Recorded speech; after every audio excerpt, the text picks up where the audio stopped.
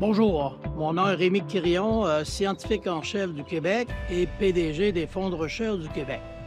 Aujourd'hui, on va rencontrer le Dr Phil Gould, un médecin-chercheur, une carrière exceptionnelle à l'université McGill. C'est lui et son équipe qui ont découvert en tout premier lieu une protéine que l'on retrouve sur les cellules cancéreuses.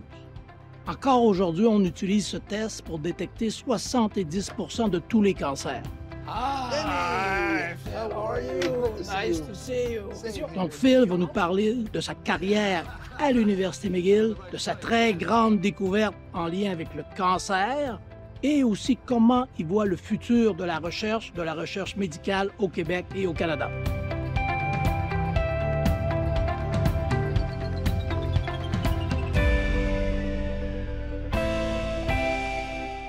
Né à Montréal au milieu des années 1930 dans une famille juive très modeste, Phil Gould grandit sur le boulevard Saint-Laurent. Au fil des années, le jeune Phil Gould cumule les boulots et ne s'imagine pas du tout devenir médecin. Il entreprendra pourtant des études à l'université McGill, d'où il obtient son doctorat en physiologie et en immunologie en 1965. La même année, il fait une découverte majeure: l'antigène carcinoembryonnaire, une protéine qui signale la présence d'un cancer. L'article qu'il co-signe avec le docteur Samuel Friedman est le plus cité dans la littérature médicale à l'époque.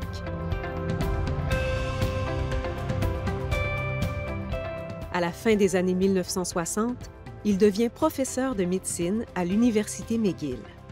10 ans plus tard, il occupera le poste de directeur du Centre du cancer de McGill et du Centre de recherche clinique de l'Institut de recherche du Centre universitaire de santé McGill.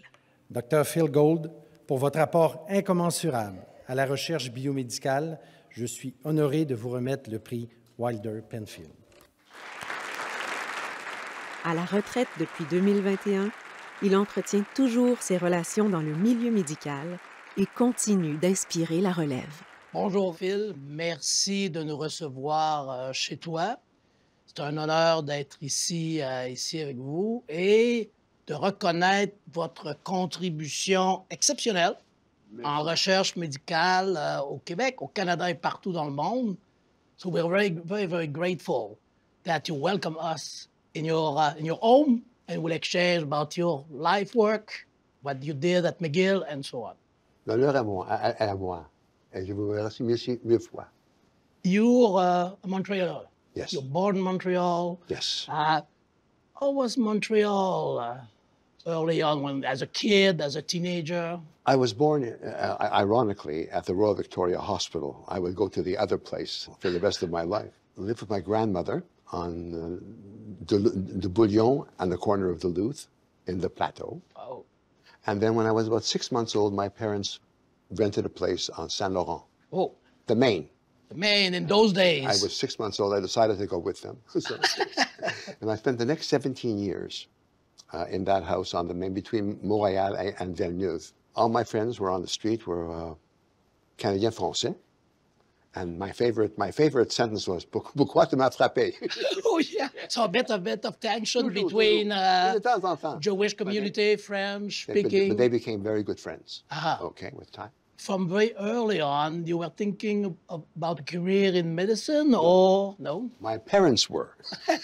Good parents. my son, the doctor. But I didn't really think about that. I started at McGill, I think it was in '53, in honors physiology. Okay. And I spent 4 years there with usually we say that the golden age was 50 years ago. No, the golden age was then, with extraordinary people. Hank McIntosh, Arnold Burgeon, Ben Burns. And Arnold became my mentor. And I learned then how to do experimental work, what was important in biology, what should be done, how it should be done. And then he said to me one day, what are you planning next year? This is the 4th year. I said, I thought I was going to do a PhD with you. He said, you know, a couple of years of medical school will do you a world of good. Okay. Good. I said, forget about that. Then I got a call from the secretary at the medical school saying, are you coming to sign? I said, sign what? What's that? Your application to medical school. So I did. And I spent not a couple of years, but 4 years in med school. In the summertime, I was working with Arnold on my master's degree. And one day he said to me, did I tell you that we're going to move? I said, no, you don't tell me these things. I said, where to? He said, the Montreal General Hospital. I said, when? He said, in an hour. Oh. About an hour later, I walked through the front doors of the Montreal General on Cedar Avenue. I never left. Yeah. Now, So I finished my research long. at the university clinic at the MGH. And then when I had to do my internship, it was obvious that's where I'm going to stay. So I spent my life at the Montreal General, except for the odd times when I moved around a bit. But that's how it began. I wasn't sure if that was a good idea, but I did, in fact, enjoy medicine very, very much. McGill is part of your, it's almost in your blood as an institution. My molecules. My molecule. The first year in residency at 10 West, I remember the ward, I walked down the hall and saw my patients, and many of them had a terrible problem. They had cancer. Yep. Which not only destroyed them, but their families. Yeah. And what were we doing? We were giving them radiation and chemotherapy. That sledgehammer has got to be something better. So go to find something better. What's that specific thing about? And I looked for it, and it wasn't there.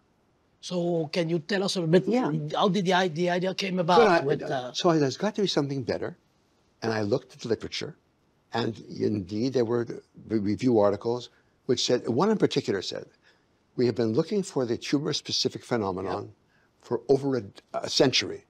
None has been found. That was true. And then the last line, nor will it ever be found. Oh. Don't tell me what will be, okay? Fine. But so that's not something you tell Phil. No, please don't. he will prove you wrong. So at the end of the day, how could you go about this? Now, immunology had just exploded. Yeah. And Peter Medawar had just described acquired immune tolerance. Okay. If you're looking for a needle in the haystack, first get rid of the haystack. And immunologically, that was possible in two ways.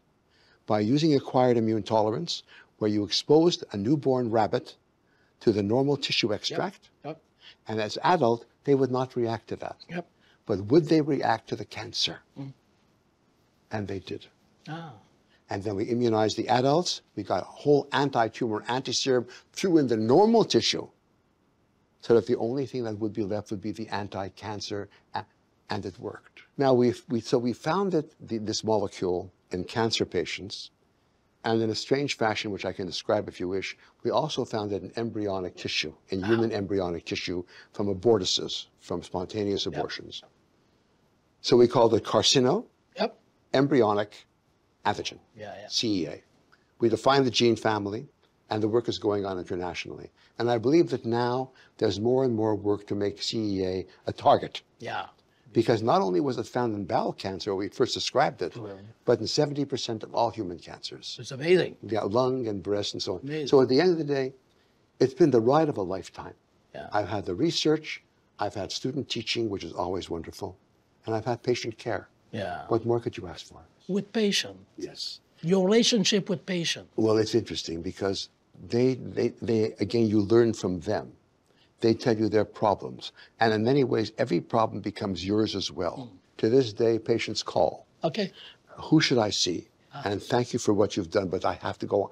And they become part of your family in many ways. Because not only have you done for them, they've taught you. Yeah. Because every disease is a lesson. Every patient is a lesson. You have to listen. Yes. You have to listen to your patients. And, you know, and as I always say to the residents, when you're talking to the patient, take your eyes off the screen. That you can remember long enough to type afterward.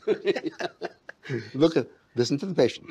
So at the end of the day, it's been great. Someone said to me one day, how many students have you taught? Yes. And I said about 60,000. My God. But the ones in the lab, people like Geneviève Genet. Yeah. Jacques Genet's granddaughter. Yeah. Who's an extraordinary person. And she's doing some work now that I think is absolutely superb. She'll have her PhD and she'll continue to do the work in immunology. So these are people, again, that I've seen over time, and it's been a gift. It's been a gift. There have been about 100 students in the lab over time. People have come from elsewhere and have stayed. PSA was the people who did PSA came to the lab. 1909 came to the lab, etc. So it's been fun to watch the world explode into tumor markers. The student learn from you, but you learn from the student as well. If you don't learn from the students, you're missing something. Yeah. Because they ask the right questions. They make you think, are you really at the end, or are you only halfway there and there's a long way to go?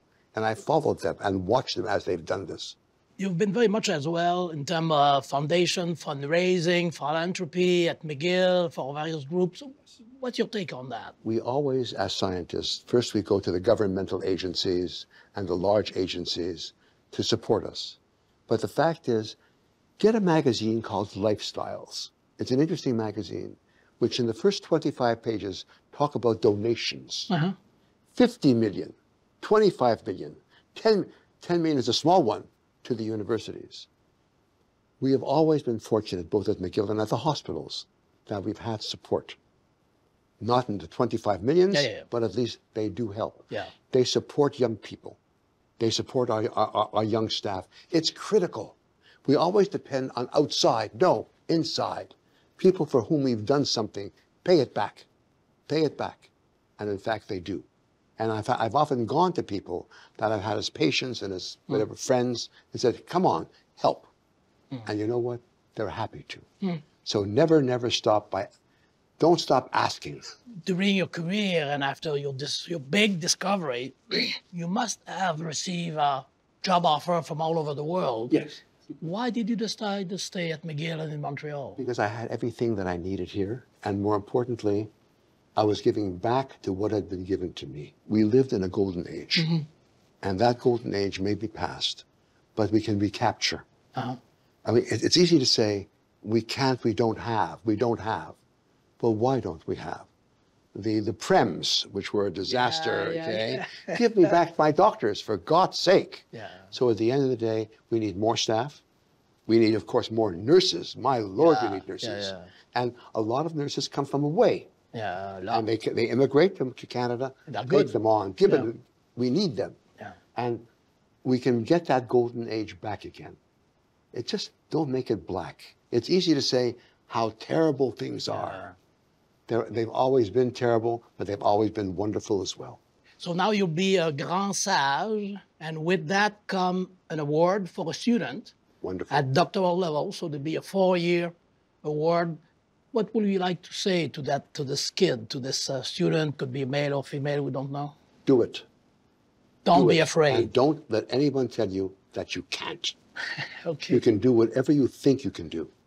If you listen to what they say, you won't do it. So do it. So you may have, you need bold idea, you need to be creative. And new ideas, and ideas that aren't logical to anybody else. But if you think they are, then just do it. In fact, that's what I would look for in somebody. An idea that isn't so usual. It's the unusual that we need. Phil Gould, une légende vivante de l'université McGill, découvreur de protéines associées au cancer. Vous avez l'énergie, l'audace, la créativité d'un Phil Gould. Il a McGill, il a Montréal tatoué sur le cœur. McGill vient de le reconnaître en donnant le nom d'un pavillon de l'Hôpital général de Montréal, le pavillon Phil Gould en recherche médicale. Pour l'ensemble de sa carrière et de ses contributions exceptionnelles, le Fonds de recherche du Québec est très fier de nommer Dr Phil Gould, Grand Sage 2024.